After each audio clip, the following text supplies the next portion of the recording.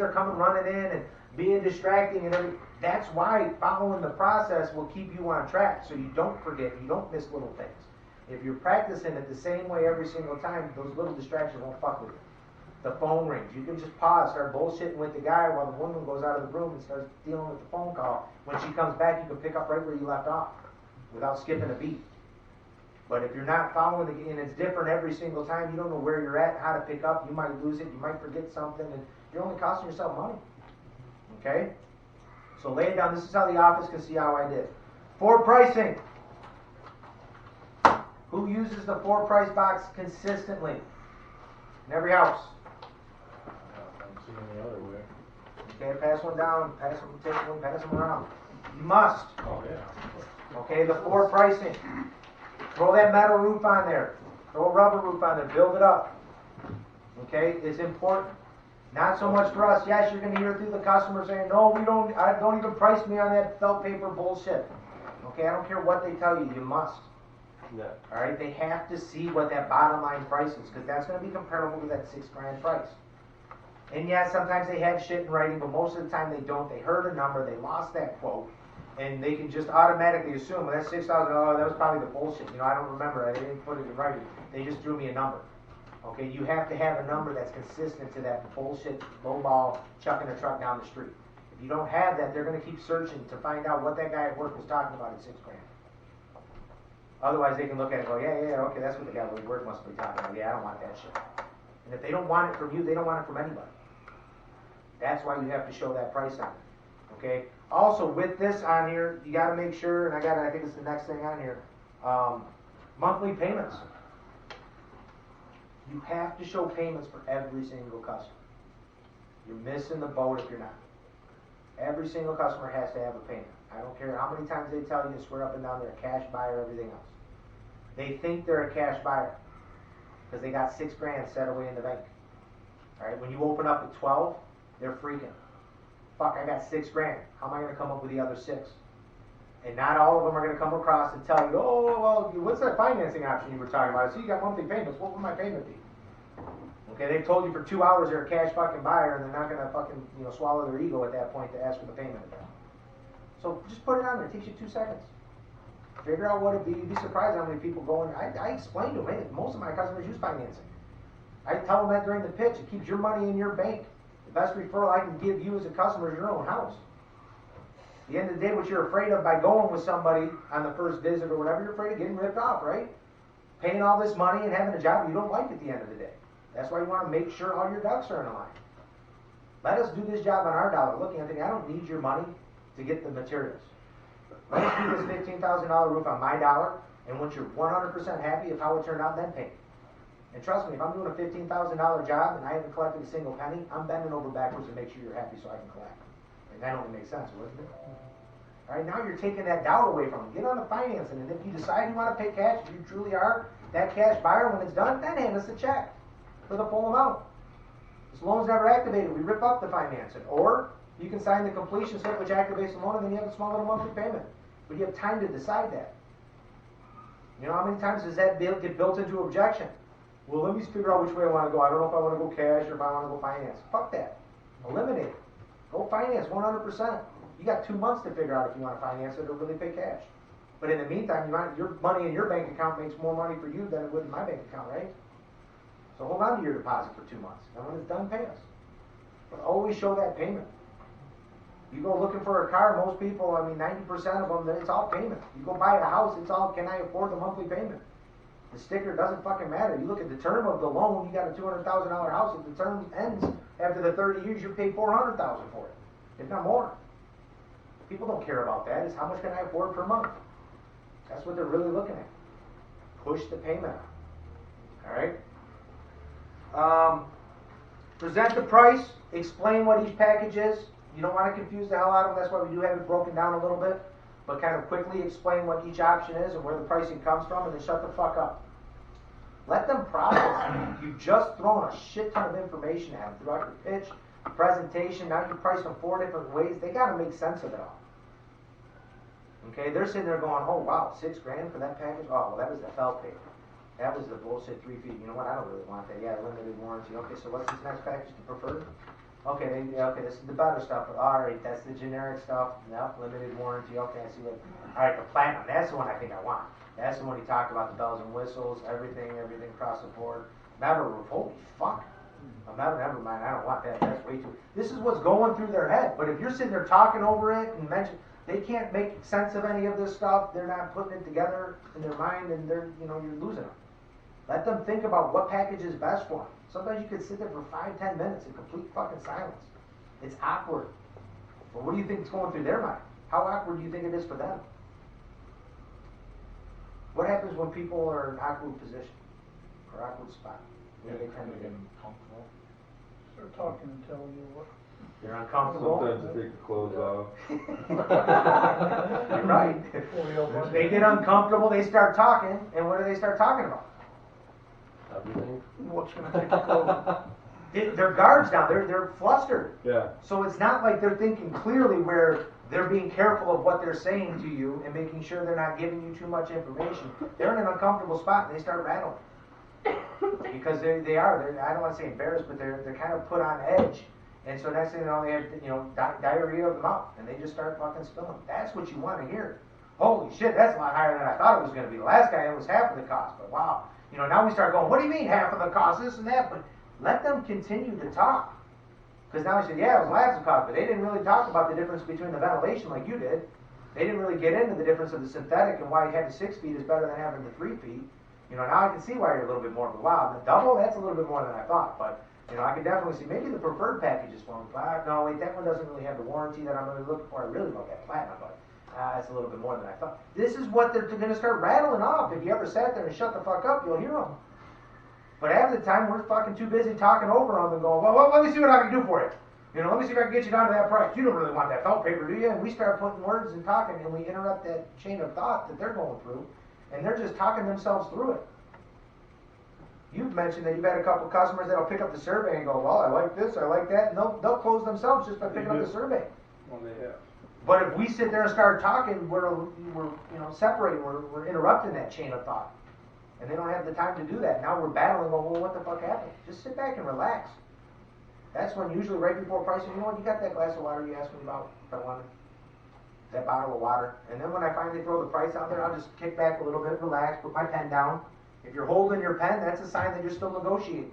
Put the fucking pen down, put the cap on, put the pen down, sit back, relax, open your bottle of water and just start sipping on it. And shut the fuck up. You've been talking for 2.5 hours. It's their turn. I need a break, I'm tired. I just started sipping. I do the handcuff. Just fucking sit there. It's hard to fucking talk like Nick. It's hard to fucking talk when you cover your mouth. At least you remind yourself. Shut the fuck up and don't say nothing. If you don't do anything else, just do that and you'll close more deals. Seriously. If you don't talk and you let them say everything, and you'll find precious information every single time. They'll tell you the number, you ask them 4 times how much you think it was going to cost. And then as soon as you put it down and you shut up, fuck, I thought it was going to be $9 grand. And then you got it right there. And he just told you. How are you asking before you lay price how much you thought it was going to cost? I always write the price down. I put it down like this, and I say, you don't have to ask. But obviously now I can't change the price at all, right, Joe? It's all written right here. So I'm just curious to see, I have 2 questions for you. How much did you think I was going to cost? How much did you think this project was going to cost before you started this whole process? Most of the time they'll tell you, but sometimes they don't. But that's how I do it. So you do the price guess giveaway. I don't give them shit. I just ask. But, guys, shut the fuck up. And then when they do say something, just repeat it back to them. I mean, how many times you sit there and the guy gives you an objection, you're going, dude, that's the stupidest thing I ever fucking heard. Yeah. You think that in your head, right? Repeat it back to him. Make him hear how stupid that fucking thing was that he said. Wow, that's a lot more than he thought. Sometimes they'll change. A lot more than he thought. You gotta pet your dog? You just look at him, repeat it back, and nod your head. And now they're sitting there going, well, that didn't work. Well, yeah, I had another guy come out here, and he was half of what you are. And then he'll start spilling his guts. That's what you want. Should you keep repeating? Let him fucking keep, yeah, hell yeah. So you have Man, I gotta get more estimates. You gotta get more estimates? And ask it with that question at the end. Now, you gotta get more estimates? Well, yeah, I got 2 more guys lined up and everything else, and I did the same thing when I got my windows done, and you know, blah, blah, blah, blah, blah. Let them tell that fucking story. That's valuable information. Now you can hear what the last guy did to close them. Because somebody still closed them. Find out what the two previous guys and what the third guy did right. Now use that to your advantage. So at the end of the day, by you getting your estimates on your 3 estimates on your windows, were you shopping apples for apples? Well, yeah. Okay, so from the beginning of your shopping to the end of your shopping, comparing apples for apples, how much did you save? I don't know, about 15%. So ultimately, when you're shopping your roofing project, you're looking for the same. Shop apples for apples to see if you can save roughly that 15%. That's what you're telling me, right? Boom, I got him the price, I got an amount which is 15% out of him, now he's closable. But just by me repeating it back and finding out that other objection and getting it from him, shut the fuck up and then repeat it back to him. Because they're going to give you more information for it. Pat, price, amount, close, keep. Get it the price. We can't start dropping until we get price as the objection. The amount, what's the amount mean? Line in the sand. What they thought it was gonna be. Close. The difference between Difference. where you're at, yeah. Now what they thought it was going to be $6,000. It's the $4,000 that were apart. That's what's holding you up. Don't focus on the $6,000. They're already convinced that they're spending that $6,000. You got to talk them into spending that extra $4,000. Don't remind them of that high number. Remind them of that difference. And every time you drop, that difference is getting smaller and smaller. So the $4,000, that's really what's holding us apart. Now I can understand why you want to get more quotes. $4,000 is a lot of money. Well, let me ask you, if that $4,000 was eliminated, it'd pretty much be a no-brainer. We'd be putting this on the schedule. Yeah. Now I got the line in the sand. I got the commitment from them, and now I can move forward with closing. Get to the phone for the drop. Why do we get to the phone? Builds credibility for the job. That's it. We talked about that the other day. We got to create that story. The win-win. It builds credibility for the drop. Builds the urgency in there. Mm-hmm. Where is that money coming from? It's all, that all adds into the credibility part of it all. Getting into the next, I got a couple of the discounts down on the first time promotion, but the advertising assistance program. A couple of you guys work for different companies. Who offers a sign drive? Everybody. Every fucking bunch. Everybody is. Okay, put out a sign, I'll save you $500 off the job. Okay? Customers may believe it, they may not. How much more credibility, though, do you have when you pull out this piece of paper and show? So much It's more. not just about a sign. It's about all these different aspects. A sign is one thing, it's only a small part of it. Just having a piece of paper and putting it on letterhead is much more credible than just winging it and saying, hey, I'll put a job sign out there. But leaving this in your briefcase does you no good. Yeah, you can explain it. I'm a great salesman, man. I can talk about it and everything. It's not about talking about it. It's about building credibility. And that's what this form does, getting to the phone to check the availability on it. Because otherwise, why didn't you offer it to me before? If you had all the power to do this, why didn't you just what'd you do, jack up the price so you could fucking discount it? That's what they think. Use these forms. The first time promotion, use that form and show them. You have to accept this or refuse it. That's completely up to you. But with this piece of paper, with this program, I have to go back to the office, turn this in, and show my boss, show the owner that I offered this to you, because he tells us we have to offer it to every single customer because that's how important it is. But I have to let him know personally, and that's why you have to sign it. Are you going to accept the promo? If you are, we're going to put it on the schedule. If you're not going to accept it, then you reject it. But I got to go back and show him that I at least offered it to you. It's credible now. Do you think that they want to fucking sign off and say, no, I don't want 10% off? Fuck no, they don't. Some people will still say that. I ain't buying today, but I ain't signing that thing. Well, come on, man. I got to go back and I got to show my boss something. I got to show him that I showed you it. It gives you credibility of why you offer it. Yeah, could we put a spot on that says like zip code and then code? On here? Yeah. Like on the top part, because we call in for that, and every time I talk to Joe, he asks for Write the it on code. there. Yeah, I always do. I always do, but Yeah, no, just for them to for see it. approval. Well, Zip having code and an approval approval code? zip code would be, make it more official. More, yeah, for sure. It'll say it on there, so it's like, oh, Yeah. he wrote Why it do down you in ask for corner. the zip code? No, again, it just adds to credibility. Yeah. All of these different things. But it's important to use these forms. If we come out and we throw out a text message and say, hey, get the sign out there for Super Bowl Sunday or whatever, offer your customer 10%. Fucking show them that.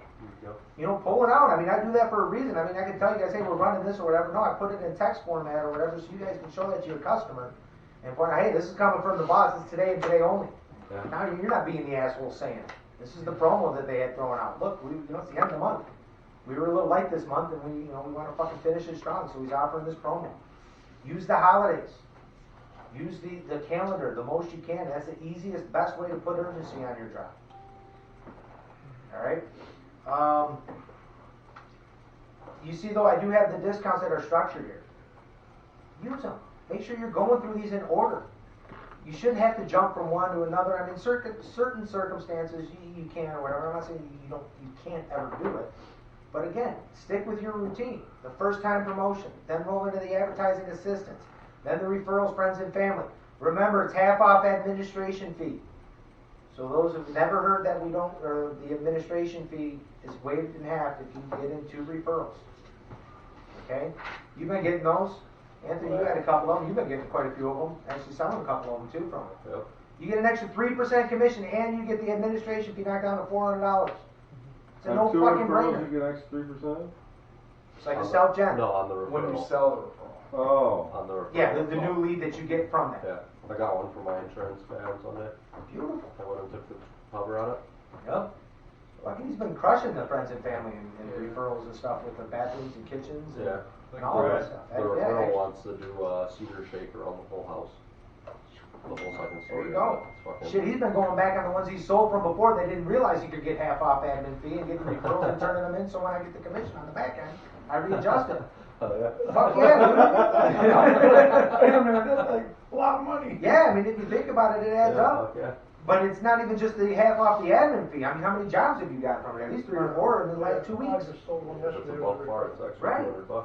That's huge. I think you got one, or you had one yesterday, didn't you? Yeah. I don't know if it panned out or not, but you know, I mean, that's huge, man. Use that up front, even after the fact, after they buy. Fucking pull it out. Hey, man, just a quick question. You know anybody who owns a house? Yeah. Great, you qualify. Most of the time, I run into people. All they know is a bunch of renters, or they just moved here from out of state. And they don't know many people in the area. You know a couple people. Tell you what, open up your phone, pull out your last 2 contacts, give me their names and numbers. Yeah. You give me a couple of them. Anybody that decides to go with us or whatever, you get a check up to $100 per person. Give me a couple of them. This is after you sold them. You don't even have Up to to discount the $100, job. you say? Up to $100 per person. I mean, if you sell their friend a $1,500 gutter job, we'll give them $50. You know, the person who got it. But if it's I anything feel like like that over, up to the 100 would scare me if I was up to 100. So I mean, I made $3. What do you mean up to 100? I just told you how. Well, it's on the. That's how you handle it. It's on that folder. Oh, Yeah, up to $100. The reason for that? Oh yeah, the breakdown is on the. It's on the envelope. Here. Oh, okay. Yeah, it shows like above Grab one of those 5,000, I envelopes. think you get $100, or above 10,000 on the job, you get $100. In the middle. Oh, so there's a Down. breakdown. Yep. Yeah, it has a breakdown of what it is. Pull it out. Show them. Excel pays you up to $100 for a referral that results in a sale.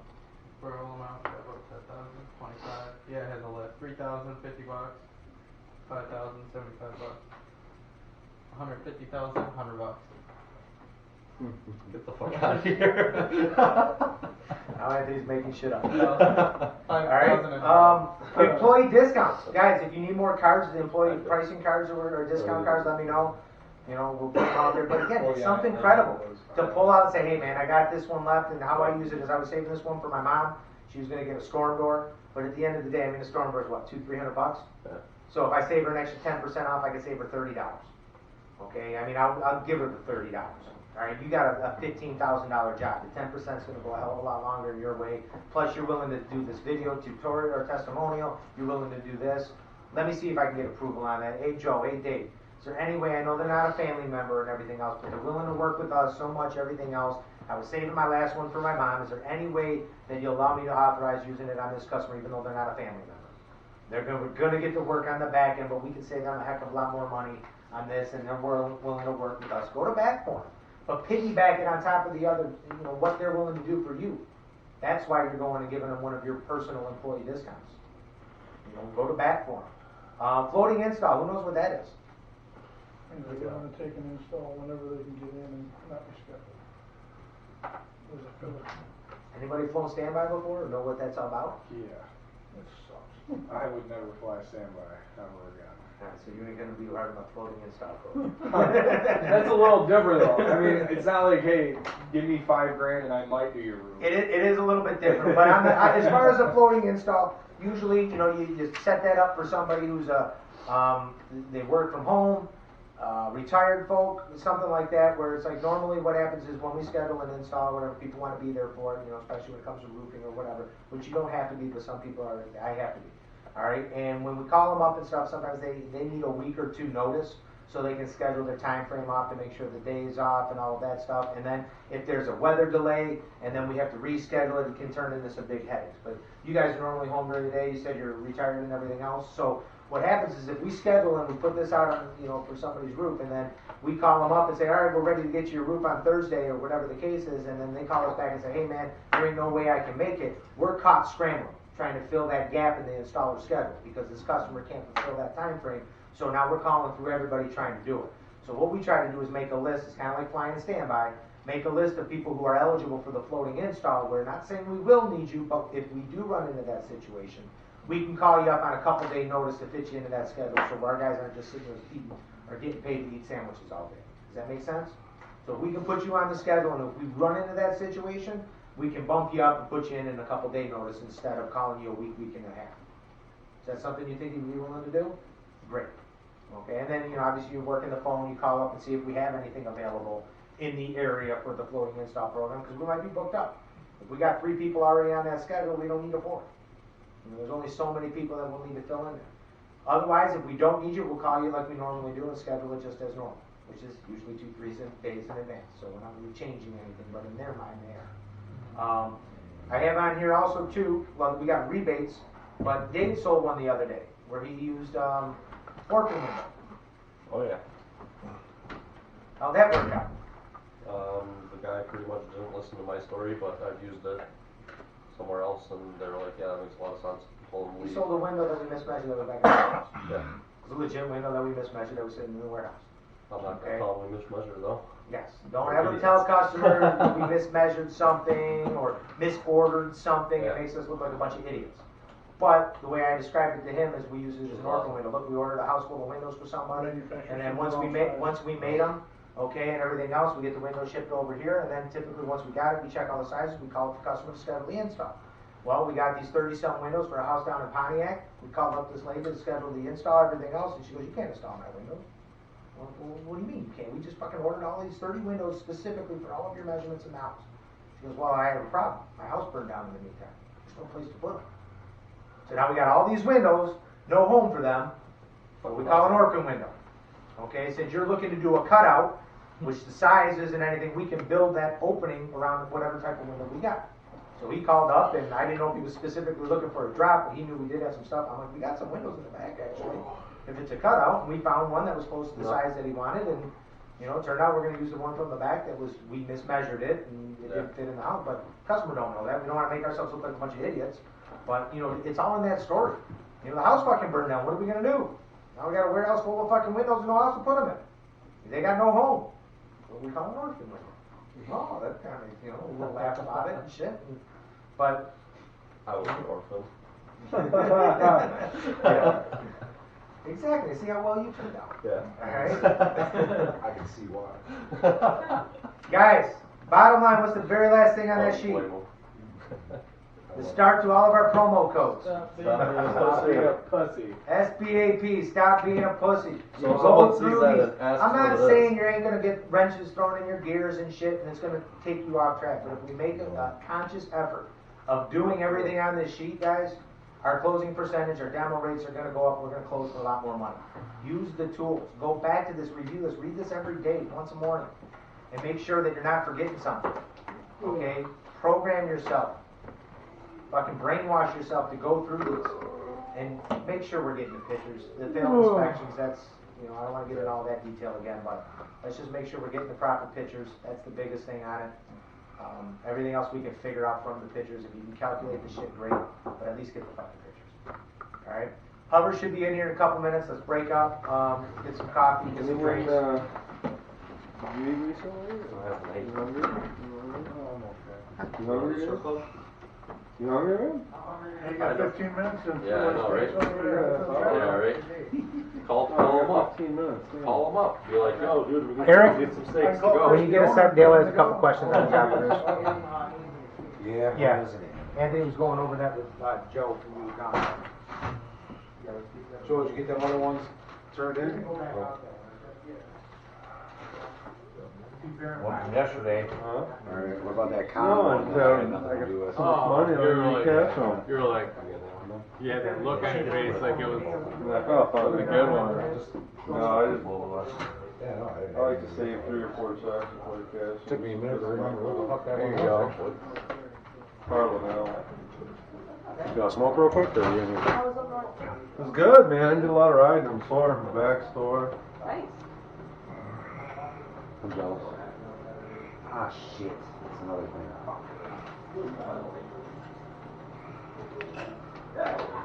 Never ends, man. It never ends.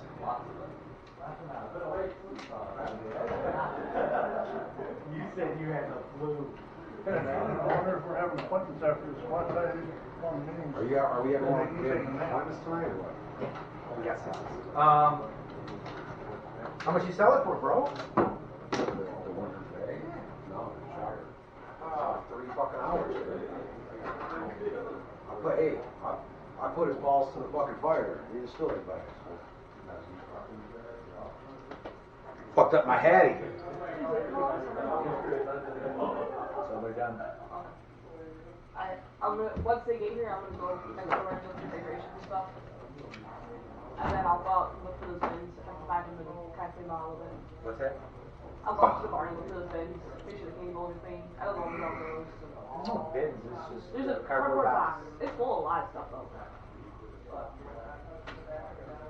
there's that other bin movie, so that one was good. There was somebody who called me from an investment company and they had your email address and they said they were sending a lead over to your email address. So, you know, there's like some condo. Yeah, I got it. You got it, okay. Did you do what you were supposed to do for Randall? Saturday? Oh, yeah. So where's the 17? Wasn't turned in? No, Man. I never got it. Or did I? You want something before I cross the street? Where you going? Yeah, it's good. Oh, you gonna go? Yeah, it's good. I'm hungry. My truck's got, I want to take my truck. Good.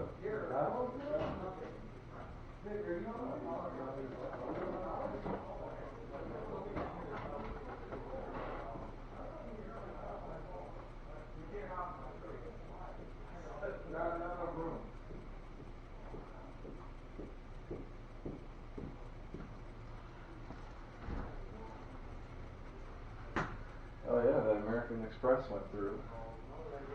Yeah. Did you get in contact with that lady? You know? I did, yes. Okay. I don't know what she always does. It. She always blows my phone up. I told her yesterday, I was like, Every look, 3 that weeks. is It's like every 3 frickin' 2 Morgan's phone, not mine. Stop asking Morgan for Nick. It happens. Seriously, every 3 weeks. Without fail. Alright, cool.